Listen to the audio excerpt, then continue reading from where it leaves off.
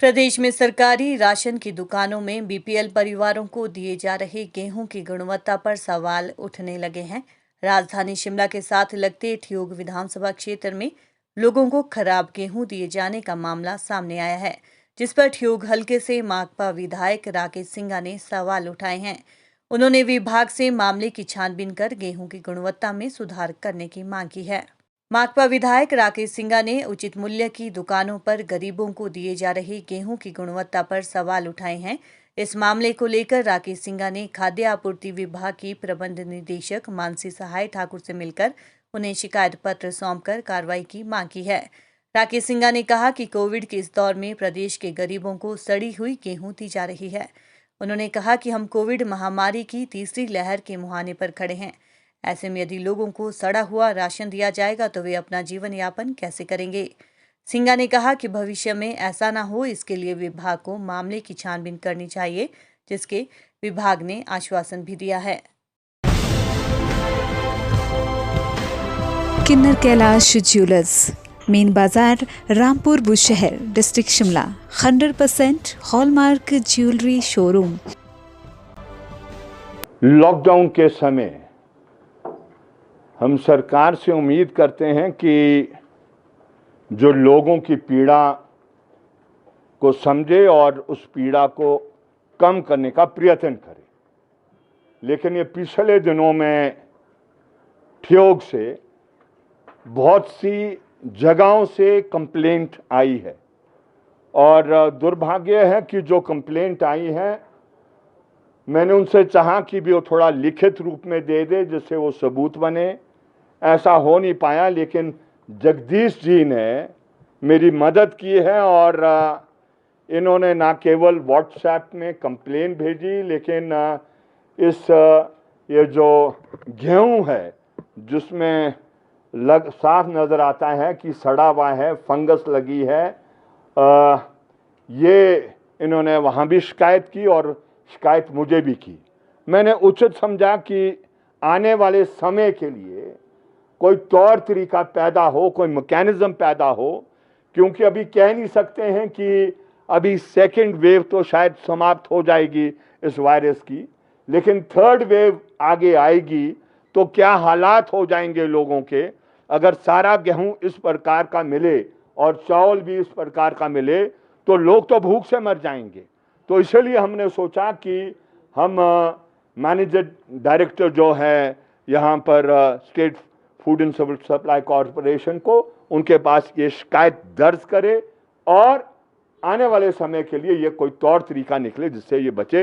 इसलिए आज हम यहाँ पर आए हैं और मैं जगदीश जी का शुक्रगुजार हूँ और न केवल इनका लेकिन अजय जी का भी मैं शुक्रगुजार हूँ जो ये क्वेश्चन वहाँ से वायरल हुआ है, क्या कहते हैं, ठियोग से, और ये पूरे प्रदेश में इस मसला ये गया है और एक आने वाले समय में कोई प्रिवेंटिव मेजर निकले जिससे कि भाई लोगों को अच्छा और ठीक बगैर इन्फेक्टेड ये राशन मिले। सर, आपने उनसे बात करी, फिर क्या कुछ आश्वासन उनकी ओर से भी आपको मिल पाए भविष्य के लिए?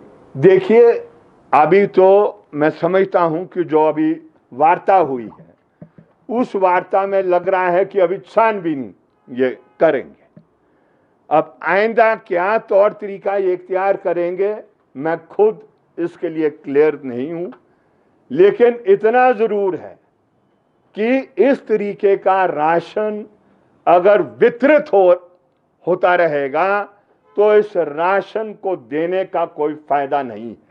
ये अब विभाग ने देखना है और मैं क्योंकि एक जनता का प्रतिनिधि हूं, मेरा कार्य यह है कोई भी कंप्लेंट मुझे इसके बाद आएगी तो अब हम इस तरीके से रिप्रेजेंट नहीं करेंगे, क्योंकि तब ये साफ है कि एक आज हमने कंप्लेंट जब ये दे दी है, हमारा मकसद ये है कि आने वाले समय में लोगों को स्वच्छ, जो मानव को खाने योग्य, जो आपका चाहे चावल है, चाहे आपका आटा है, चाहे आपका गेहूं है, ऐसा उपलब्ध होना चाहिए। लेकिन इसके बावजूद अगर ये चलता रहेगा तब तो सरकार और विभाग की दिशा को बदलने के लिए थोड़ा बड़ा कदम उठाना पड़ेगा, क्या वो कदम होगा वो मिल बैठ के तय किया जाएगा।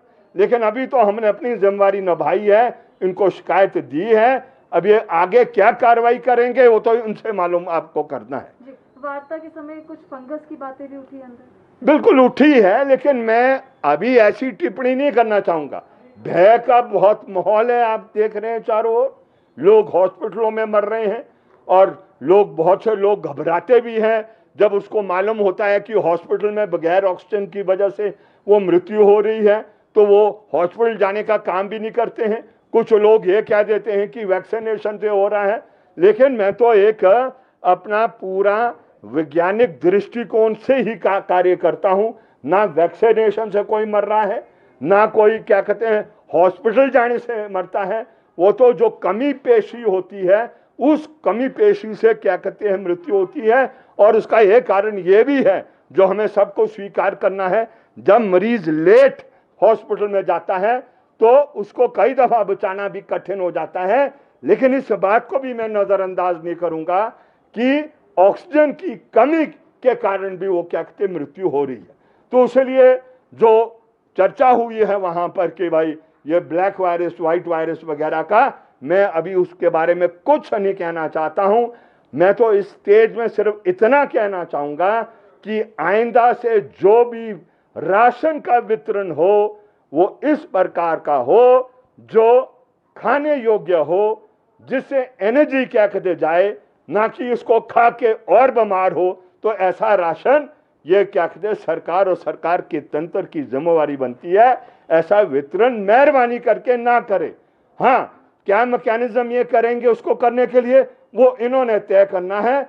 हमारी जिम्मेवारी ये है कि लोगों को सही किस्म का राशन मिलना चाहिए, इसकी मात्रा बढ़नी चाहिए। और जो सर्वर चलता नहीं है जिसकी वजह से लोगों को पूरा दिन बर्बाद करना पड़ता है, उसका समाधान विभाग को निकालना है। और ये भी हमने हालांकि आज इस प्रश्न को उठाया नहीं है, लेकिन इस बात को भी हम कह रहे हैं कि जो बायोमेट्रिक आप वायरस के चलते हुए इस्तेमाल कर रहे हैं, आपको वैकल्पिक रास्ता इस्तेमाल करना है जिससे उंगली दबाने का काम बच जाए। क्योंकि कोई इन्फेक्टेड होगा तो इन्फेक्शन वो वहां छोड़ देगा और इन्फेक्शन आगे फैलेगी। हालांकि इस बात को हमने रेस किया जगह जगह, आज इस बात को हमने यहां नहीं उठाया।